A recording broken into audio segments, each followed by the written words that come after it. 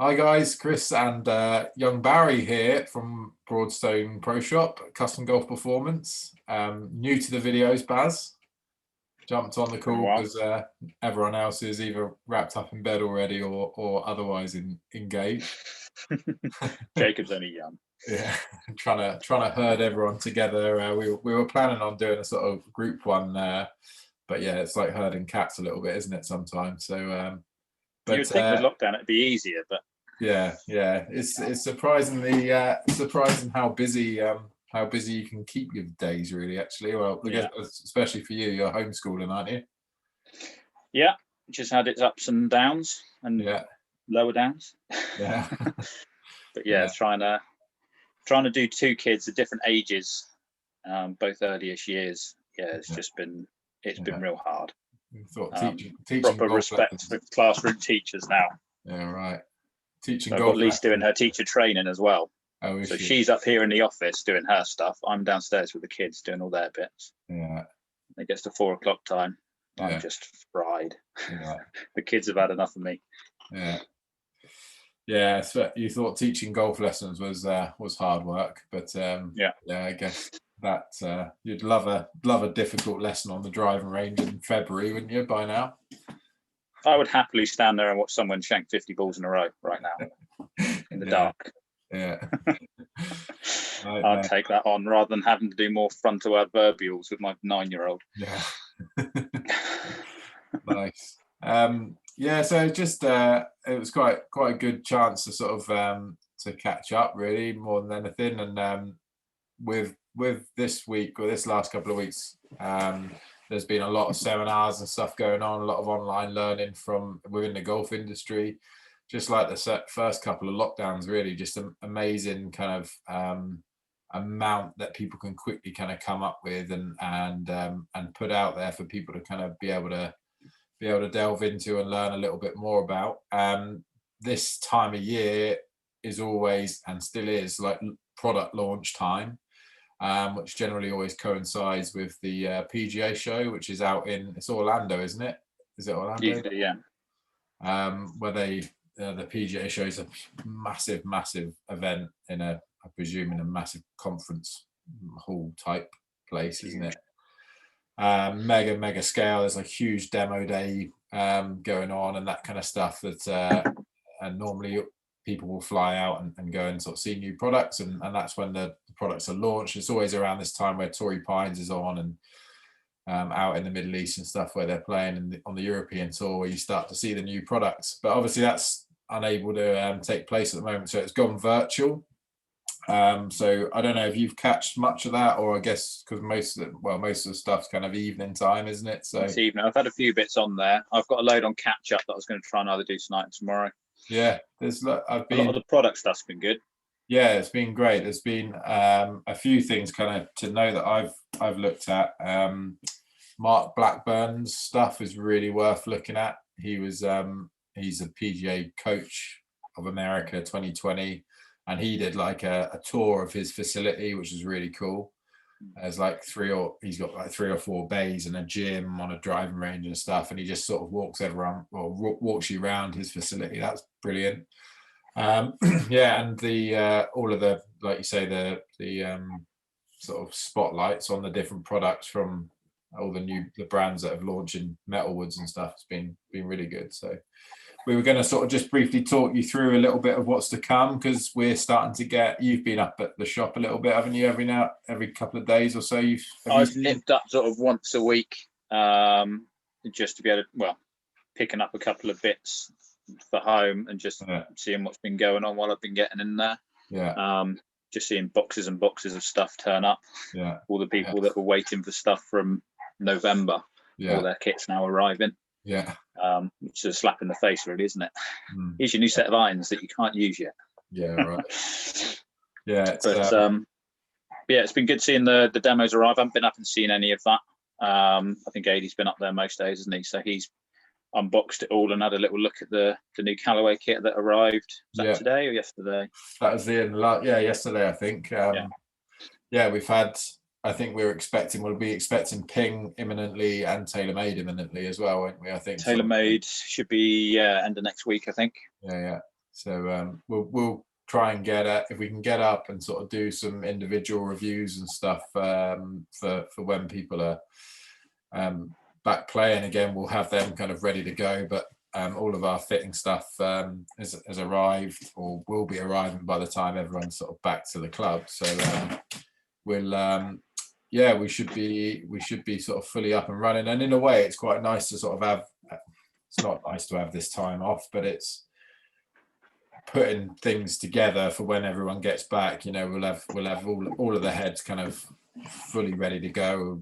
I think we're getting more shafts than we've ever had access to and stuff, and more options in terms of the iron shafts and metal woods and stuff that we're getting in. So yeah, definitely exciting times for and ironically, this has been a pretty great looks so far to be a pretty great season for metalwoods as well. And it's pretty, like you say, pretty torturous to have all this new stuff arriving and not be able to actually go in and hit it and stuff. Is really frustrating, isn't it? But it's normally like Christmas Day for us when all the demo kit arrives, isn't it? It is, yeah. Ripping off wrappers, tearing around in the studio and just giving it a bit of a run out. Yeah. But I think exactly what we tell people not to do, isn't it? Is rip a wrapper off a driver, jump in there, stick a shaft in, and then just beat balls for half an hour. Yeah, well, maybe like because we're thinking of being able to get back to work a little bit, hopefully before the course opens up. So hopefully it will give us a bit of a chance to get into the shop, organize everything, give things a proper tryout, so we're kind of ready to inform properly, as opposed to kind of having to learn as you go, because the only way you really ever learn fully about these products is when you get them into people's hands and stuff. So hopefully if we have a bit more time to do that. It's testing it as well though, isn't it? Because every year you get manufacturers saying or making all of these claims about how much better this is than last year, or this one's lower spinning and whatever. It's testing that and making sure that what they've said is true. Working out for our own fitting capabilities. Okay, well, that kind of product is going to suit that player better than that one. So then when we get someone in front of us, straight away it clicks into, okay, right, that Callaway one or that TaylorMade one, that Titleist one is going to fit that person really well. Yeah. Whereas at the moment we haven't got that knowledge because we haven't been and tested it ourselves really. So yeah, you always get your little sort of favorite combinations of okay, you've got like a really super high spin player, like this shaft with this head combo is always a spin killer, or like if someone's struggling to launch it, then you'll always have like your few heads that you can go to and shaft combinations that just seem to click with a lot of combinations. So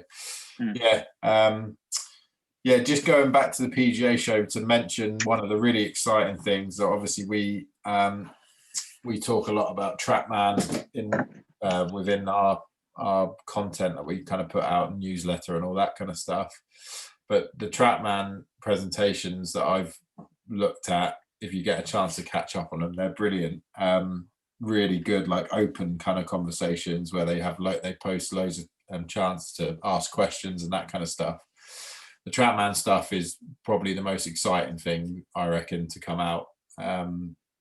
Just the number of courses they're talking about, like having more than 130 courses on the system by the end of this year. I think they're up to like 50 or 60 now. So they're adding courses like all the time, and they're mapping more courses and that kind of stuff. So there's loads more to come. New target games that have just come out as well.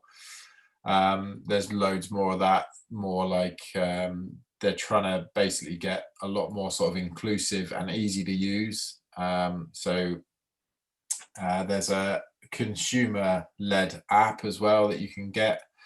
So a group can go in and hire the studio, download the consumer TrackMan app, so you're not in control of the machine or anything, but all your stats get loaded into your own app, so you can see them from home. You can go back and look at your round afterwards, all that kind of stuff. So it's really like getting much more interactive, and loads of cool online gaming kind of situations and systems where you can play a match against someone on the other side of the world. You can challenge other people, set other challenges to other people, other TrackMan users and stuff. So like a scratch team can go in there and set some targets for some scoring, and then someone else on the other side of the world can see it and give that a go to beat it, and that kind of stuff. It's really, really exciting, actually. That's really taken off a lot now, hasn't it? There's so many different tournaments going on that you're getting invited to. Yeah. So just not being able to go up and play in it. Yeah, that kind of thing for the membership especially is going to be great to be able to get in there and do that, have it so much more interactive rather than just hitting balls or just playing a game with the guys with you. Having that proper competition with guys around the world.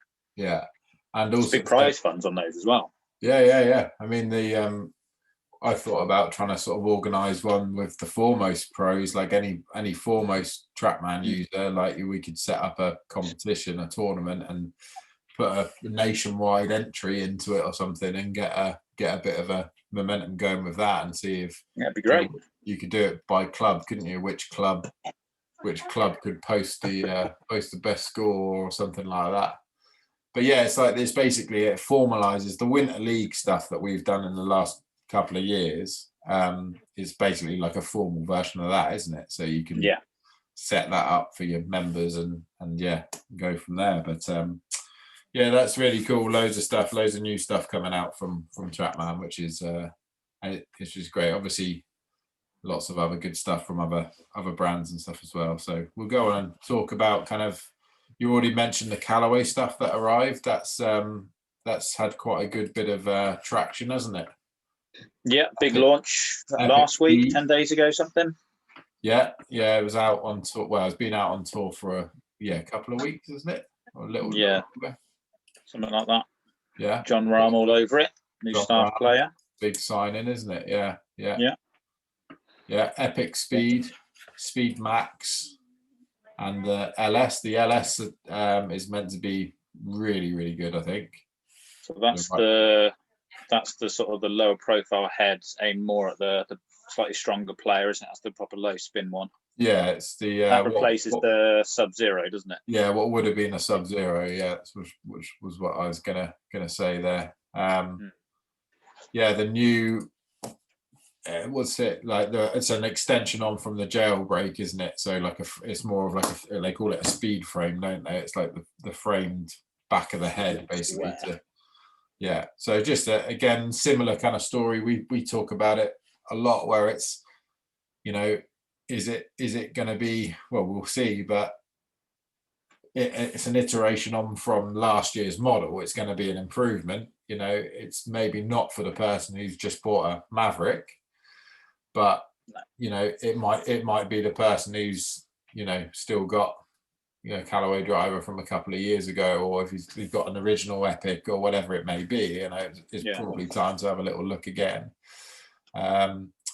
Especially the Max, they're saying, is like a super high MOI, like as high or higher than a Ping, which again is higher MOI than the Ping's ever had. So there's certainly, model to model, like, just to underline it, really, model for model, you might not see like groundbreaking differences, but each model improves, and that's the main thing I've seen with that, and what companies are doing better now. It's not this is dramatically better than what we did last year, but they're trying to appeal to more players, different segments of the market. So you've got your Max in there, which is going to be your super forgiving, keep the ball on the planet club, more draw biased.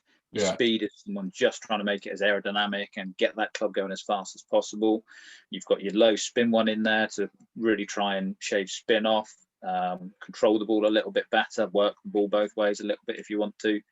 Just trying to cover all those bases in there. And then you've got your Big Bertha in there as well. B21. Yeah, B21. Really trying to keep that as draw biased and forgiving as possible. Yeah. So it's just trying to appeal to absolutely everyone. So any handicap, any type of player can look at the range and go, oh, that's going to be the one for me. I need that one. And then coming in, picking the right shaft and everything, going through, testing out on the course. But that's every company seems to be going down that line a little bit more, don't they? Definitely. Titleist is doing that a lot more now, rather than just your two models. There's going to be it's going to be 4 again this year. Yeah. All looking through to appeal to those different players. Mm-hmm. You're not going to see many TS1s out on tour, are you? No, or 4s, really. I think No. Adam Scott's using a TSI 4, which is like an early prototype version. But other than that, you're not going to see many people. And I think it is just, they don't want to lose out on, they don't want to be seen as losing out to others because they're not selling or manufacturing a driver that they should be. If there are people out buying that certain type of driver, if it's a draw bias driver, they need to make one as well, don't they? Because you're always going to get people looking at that kind of area. I think and iron wise as well with the Callaway stuff, that I think that's been a little bit quieter, isn't it? Or I don't know if that's just kind of my perception of it, but Apex 21, Apex there's been less Pro, shouting about it. There's been less, did you say? Or there's been a lot of content out there, but no one really going, actually, this is fantastic, you need to go out and try it, you need to buy this, it's brilliant. I just remember seeing images of it everywhere. I've watched a couple of reviews today on it, and everyone's saying, really good, doing what it's saying, but no one's saying, actually, this is completely groundbreaking. For me, that's one of the ranges I'm most looking forward to trying. Callaway drivers are always good. For me, they don't quite fit my eye.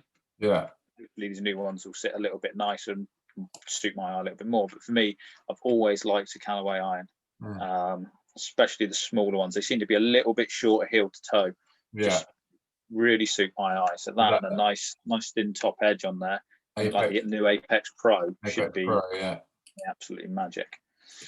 Because and I think all of the brands now, they're definitely going down that combo opportunity route, aren't they? For to mix and match a lot more. You look at their kind of range. I'm just having a little browse on the website now, actually, and just having a little look at their range. The Apex 21 to Pro seems like it would blend pretty well together, pretty logically together, or Pro to MB as well. Got the new MB, looks really sweet, doesn't it? So it looks really good.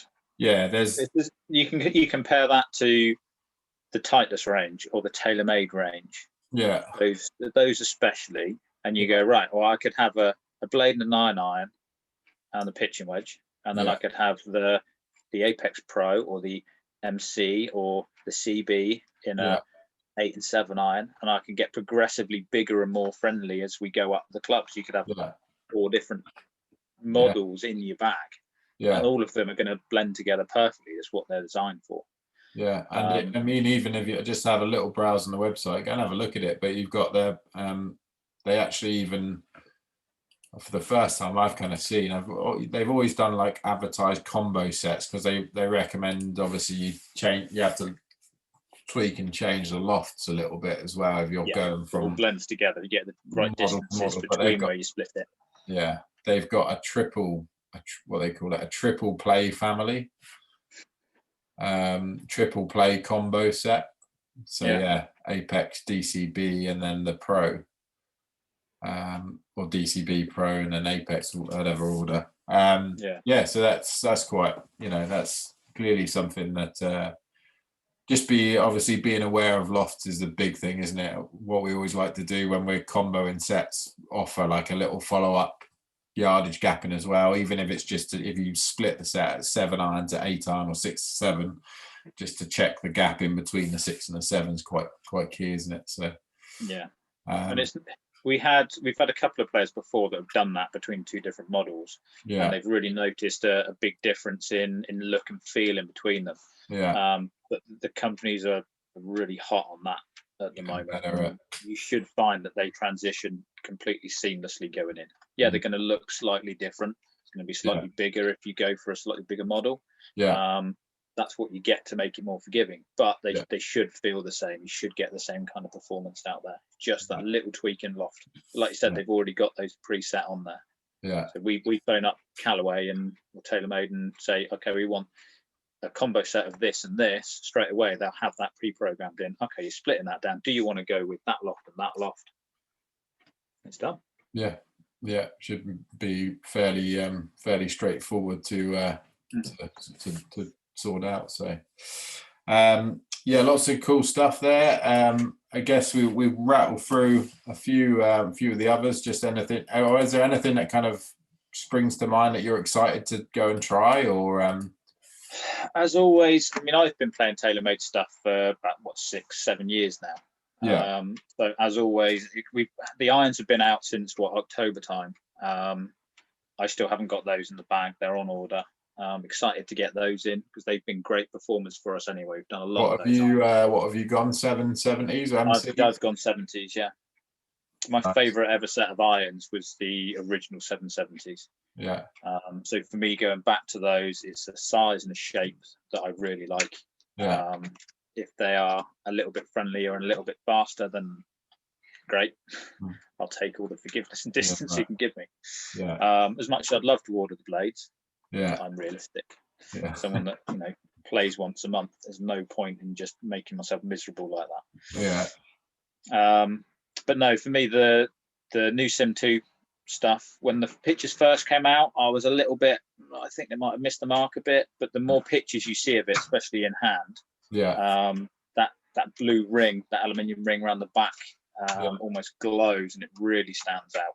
Yeah, it does look. It's got that cool TV appeal as well, isn't it? Like you can sort of see it a mile off that it's something new. TaylorMade always do that really well. Definitely, yeah. I mean, they're everyone.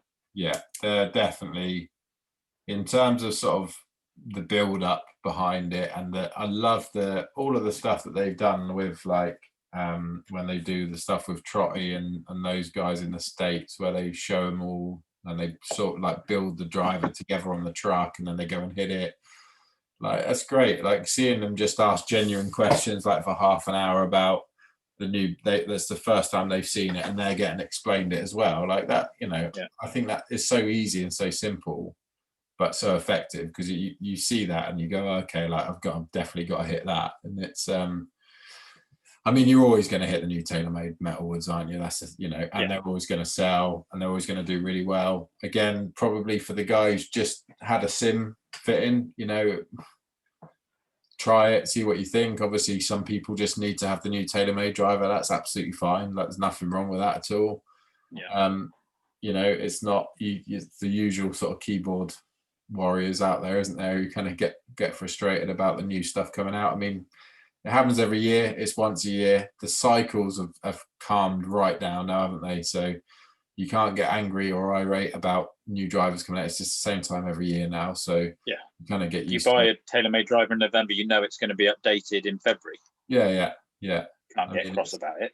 Yeah. And it doesn't make your driver worse than, that you've just had it fitted 2 or 3 months ago. You're not going to...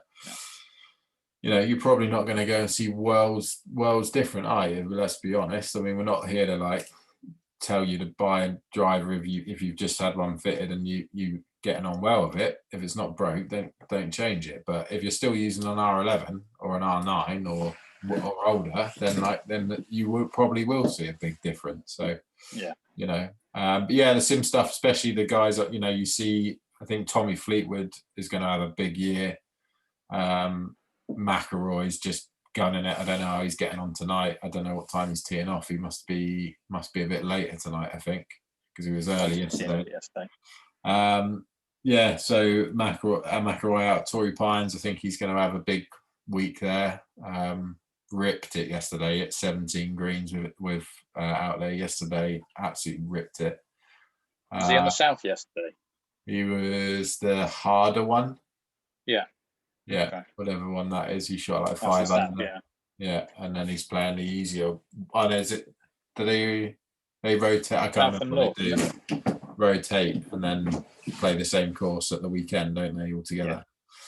So I think he's going to have a massive year. Obviously, I mean he's McElroy, but I think I think that's their tour staff is mega, isn't it? Hopefully Tiger gets back for the Masters and stuff and gets fit. Yeah, that's the big fingers crossed, isn't it?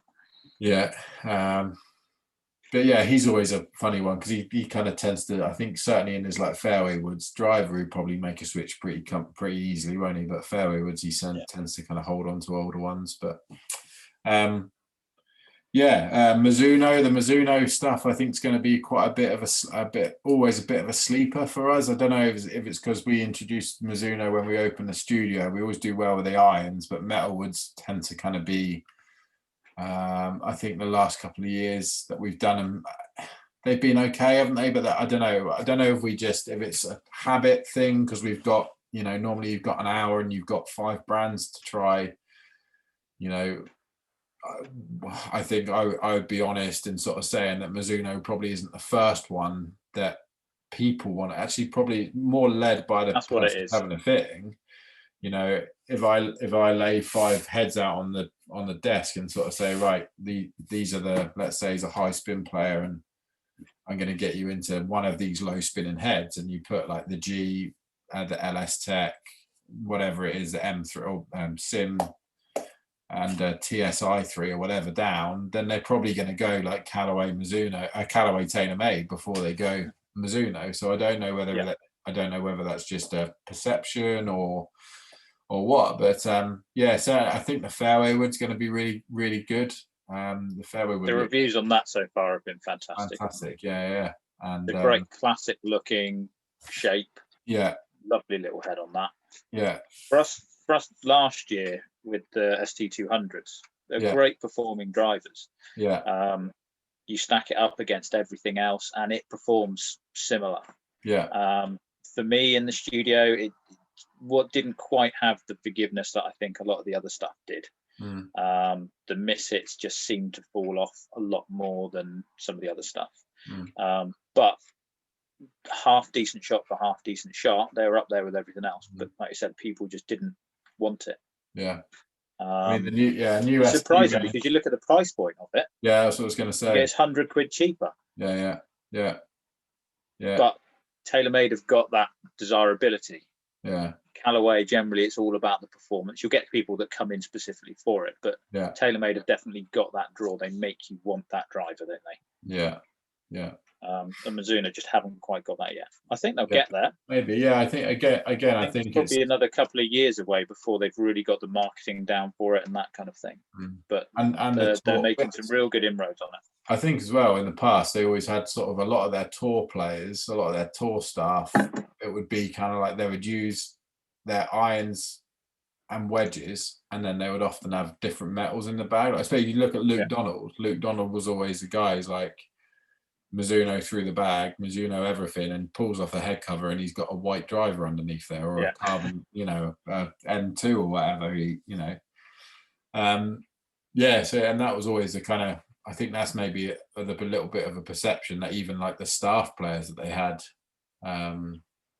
weren't playing all the gear that they were sponsored to play, kind of thing. That's changing now, though, isn't it? There's a lot of the guys in the new model in the Z out on tour. Yeah, Keith Mitchell's the guy that they're saying he's one of the longer players on tour, isn't he? And he's in the new driver and has done really well with it. And I think for the first time for a long time, they've had quite a few non-contracted players using it. Brad Snedeker, that's always a good sign. Snedeker was using it apparently, and he's non-contracted. So I think for them that's probably quite a big win because they probably don't get much of that. I wouldn't imagine. Don't pick up the sort of the odds and ends, but you see like someone like Jason Day who's like left TaylorMade now, and he's like into the Mizuno irons straight away. It's like first thing he's done is change Mizuno irons. Yeah, he's using a 2-ball. I don't know if it's one of the new 2-balls. I guess it probably is. That's probably the same one that John Rahm's using, the new 2-ball. Yeah, it looked more. John Rahm's is more like spider shaped, isn't it? It's got like it's spider with a 2-ball. Yeah, but the one I saw Jason Day using looked pretty classic. Classic 2-ball look. And he's using a Bridgestone golf ball as well. Interesting. Which is interesting, yeah. We just don't see Bridgestone over here, do we? No, we don't. No. We've never travelled across the pond well. No. Huge interstate. Yeah, it's massive. Yeah, it is massive.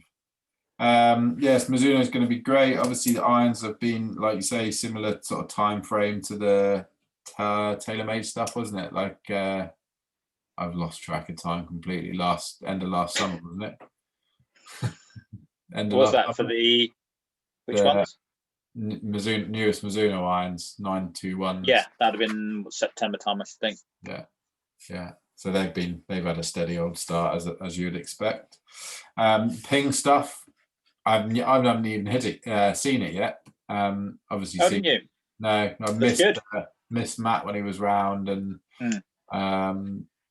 yeah, a couple of times. But obviously, Tyrrell Hatton doing the business last week, and he's had it in the back. And Lee Westwood towards the end of last season. I heard an interesting thing with them with the guys from Ping, where they were saying that they had a schedule for the tournaments that they would introduce a new driver in, and it would obviously be pretty under wraps until then. But they asked Westwood to like try it early, and he loved it. And they were like, "I'm sorry, you can't play it until whenever. Can't play it for another month." And he was like, "Oh, come on, let me try it in a tournament." And it was the same as Tyrrell Hat and the guys from Ping. They said they had like an hour or two to try the new stuff with him at Wentworth, and which was at the end of the summer last year, wasn't it? Autumn, wasn't it, when they played there? Yeah. And yeah, they had like an hour or so to go and test it with Tyrrell Hatton, and he loved it and wanted to put it in the bag. And they were like, "Look, you can't put it in the bag. You can't for another month or so." And he said, "Oh, go on, let me play it. Let me play it this week. Let me play it this week." And they phoned the powers that be and said, "Oh, come on, it's 2020. Like, anything goes this year. Let's just go for it." And Tyrrell Hatton obviously played with it and won that week, didn't he? Won at Wentworth by like however many. Yeah, that they reckon it's the nuts, don't they? That driver, it's always good. It looks really good in hand. It's Batman's driver. Yeah. It's really stealthy on the top. The shape's been refined a little bit. The details and the turbulators and stuff on the top. It's a lot cleaner than previous model. Yeah. The LS especially a little bit more rounded. Yeah. More aggressive looking. Yeah, it's a great looking club. Great shaft options in the Pings as well. Yeah. And as the same as what we've said with the other manufacturers as well, you've got 3 different models to target different sections of the market. So there's going to be something that fits everyone. Yeah. And it is going to be so forgiving and want to go so straight. Yeah. Which is exactly what you need out of a driver, isn't it? Yeah. Yeah. And again, it's whenever Ping say that they've increased MOI, if you think back to how stable their drivers are and have been in the past, if anyone's super struggling with keeping driver on the planet and want some launch and just stability, obviously try TSI 2 first. But what have you got in your bag, Chris? Yeah. Yeah. So obviously you try Titleist, and if you're not too keen on Titleist, then you go and try definitely try that. It certainly MOI wise is through the roof. You think of like how stable a G driver or a G30 was, and if it's we're 3 models down the line now and it's improved, like you say, the Max LS Tech and the SF Tech pretty easy to kind of absorb. I don't know if they got the SF, presumably it's got like movable, the standard one's got movable weights, is it, at the back? Yeah. So say similar to what they had on the 410. Yeah. So that's always quite nice as well, having those sort of three ports. I think it's always quite a good. That's all you need on there. You don't need to be completely precise with it, because for 99% of people, it's either going to go middle, toe, or heel.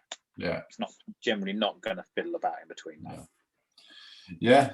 I think that's all good stuff, isn't it? Titleist, obviously, we just kind of mentioned TSI 2 and 3. They were kind of obviously a little earlier in the launch cycle than the other brands that we've kind of talked about, but TSI 2 and 3 had a pretty solid start, I would say, just before great start. Yeah, down. We got in there. We had a good few fits with those. Great performing drivers. Quick. 3 especially is a almost a step back in time, isn't it? Shape wise, the sound, the feel of it as well. Yeah, it's a driver that you want to be able to hit really well. Yeah, something that people will aspire to, isn't it? Yeah, proper It's classic. a lot more don't stable and forgiving than it looks. Yeah, I don't think anyone's gonna look down at that driver and go, "I don't really like that. Don't really like the look of that," or "It looks complete. You know, what's all that about?" kind of thing. Whereas I think, most people don't really care, or say they don't really care that much. Or are you going to get a few guys who come in and go, "I just want it to look like an old school driver," But most people just go, "I don't really care what it looks like." But often, if in the past it's always been kind of a ping is a little bit funky. Not everybody loves the split kind of carbon on the TaylorMade. Yeah.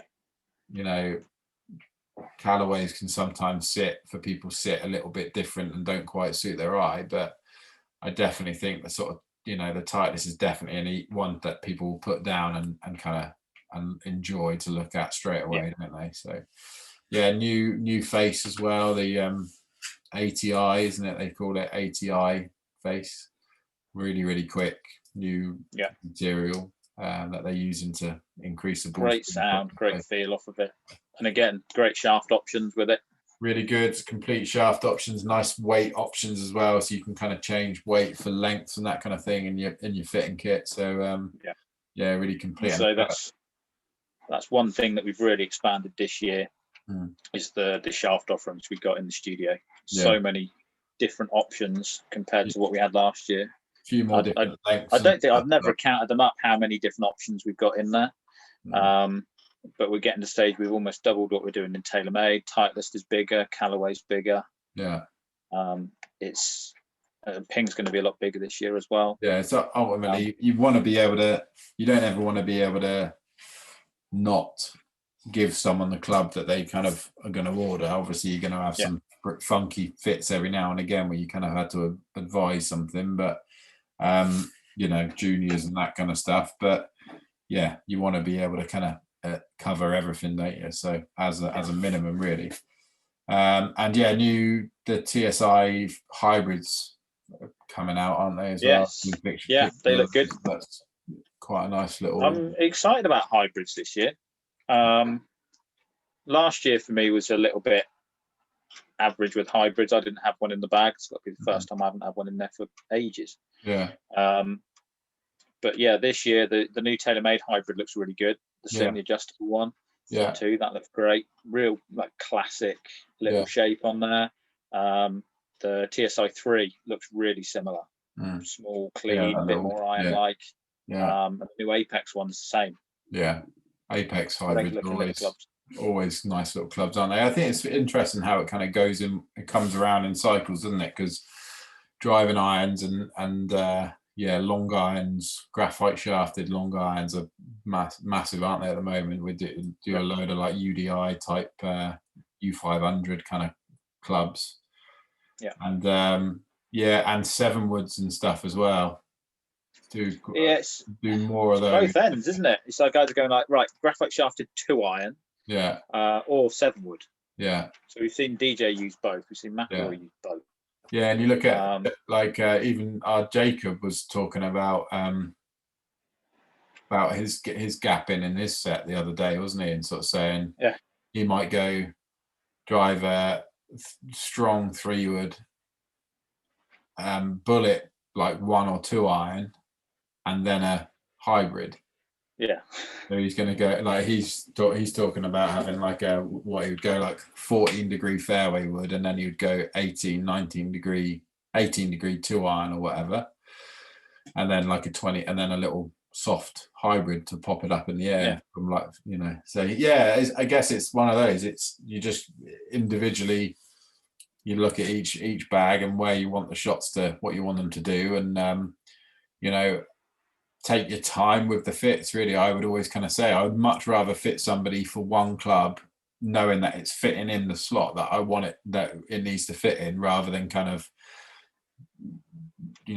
rush through 3 or 4 woods in an hour and sort of hope that they kind of match in. I mean, I think the adjustable fairways and stuff helps, obviously, with matching up lofts and that kind of thing. But yeah, certainly when we've had we have full bag fittings and stuff, split them up into sort of smaller sections and just do a little chunk at a time. A chunk at a time is good, isn't it? So that's good. Yeah, it's a little quick one, and more stuff you've done a little bit. Just quickly to wrap it up, mate.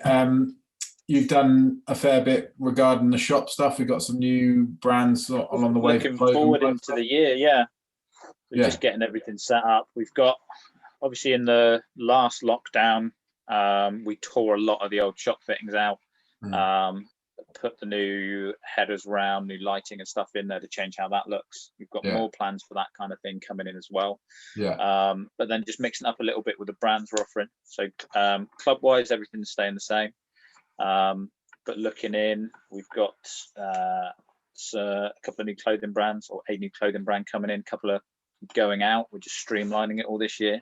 But we've got Lyle and Scott coming in, which should do quite well for us. Sits in great price point, great product, looks really smart. Got some real nice displays coming in with that. So I'm looking forward to getting that in, merchandising the shop, getting that looking really smart. The new Under Armour display and everything's going to be great, as always with them. Some great products coming through. Introducing the shoe back in with them as well. It was popular. We did it a couple of seasons ago, then it went quiet. But yeah, bringing that back in again.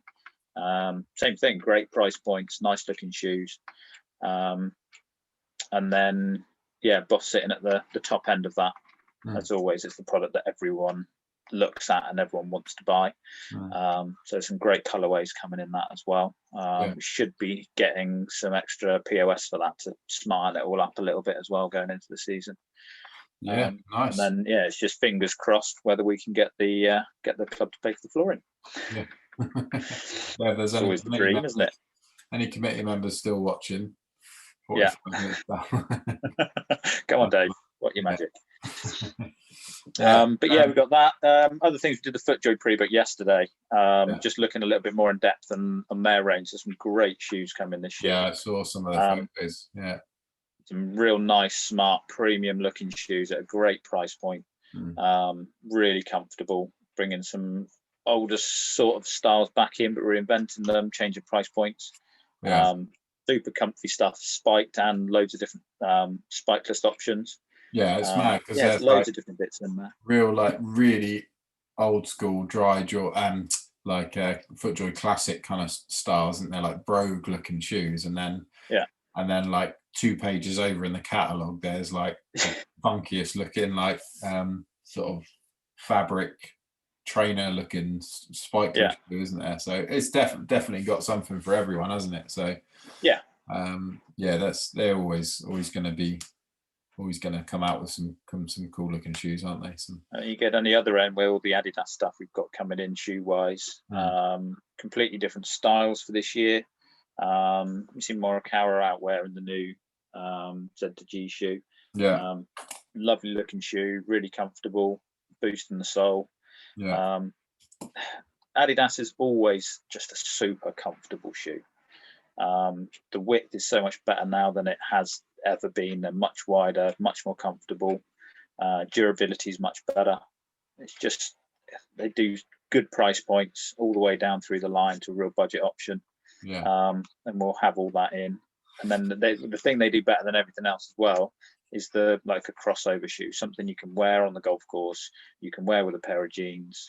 So you can jump in a pair of shorts, drive up to the course in the same shoe, and something like a retro, head up to the range, go out and play 9 holes, and then go back again without having to change your shoes. That's always a real strong suit for them. Definitely. For sure. So cool. Hopefully with all that, we should have a really big year with it all. Great products. The shop should be looking really smart. Studio is going to be bigger and better than ever with all the new TrackMan improvements they're doing in there. The offerings we're going to have fitting wise going through it. The availability and different things we're going to have going through coaching wise as well. It's going to be great. All we need to do is be able to leave our own house. That's a stumbling block at the moment, isn't it? It's a little bit. It's funny how much more sort of I'm careful how I word it really, but how much more sort of productive and and stuff you kind of feel when you're not able to work. Does that make sense? I understand what you mean. Yeah. Yeah, you're sort of like, just like, I don't know, sort of, you don't know what it's got, what you've lost till it's gone or whatever it is. It's like, you sort of like, I just want to go back and like sort of do some fitting, or like, I want to go back and like just go on the range and sort of see people. And yeah. But when you're in your day to day, you kind of just take it for granted, don't you? And so it's amazing how quickly you take it for granted up when you're back as well.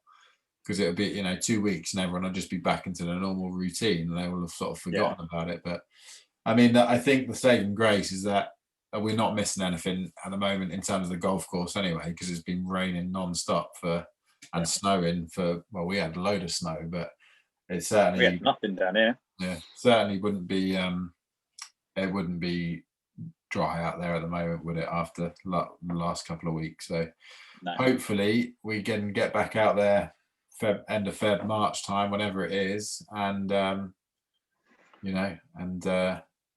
out on the golf course, and it's starting to look a little bit more spring-like, and things will be a little bit better. But yeah, tell you what, one quick thing, the main thing that I have missed with that, it's not the merchandise in the shop, it's not the new products we've got or the new demo kit we're going to be getting. You making new coffee? No, you make terrible coffee. You always go for the instant stuff. Yeah. Dreadful. Gravy. It's like spa special instant coffee. Gravy. It is gravy. It's like cheap Bisto. No, for me, it's just been interacting with the members, just seeing different people and having 100 different conversations throughout the day about 100 completely different topics. Whereas I can imagine for you, with your two young ones out there, your conversations are going to be slightly different to what you can have with the normal membership in a day, aren't they? It's going to be based a bit more around CBBS and utter nonsense than it is. Yes, yeah. Andy Gilbert wanting to come in and try another new driver and swap shafts about, and then someone coming in wanting some shoes done and other bits and bobs. Yeah, it's very true. Very true. Yeah. So, yeah. If any of the members are watching, we miss you all. Miss you all very much. Can't wait to get back. Yeah, looking forward to getting some getting some group. I've put out a little bit of information for some seniors group lessons and stuff, so keep an eye on that. We'll get some other, we've got ideas for some other sort of coaching afternoons and that kind of stuff, where we can sort of get up on the range and make ourselves kind of visible for you, kind of for leading up to competitions on weekends and that sort of stuff. The idea is to kind of do a bit of a roll up kind of coaching afternoon on Friday afternoons for people to come and utilize. So we'll talk to you about that in due course. But thanks again for listening, if you are still out there. Hello.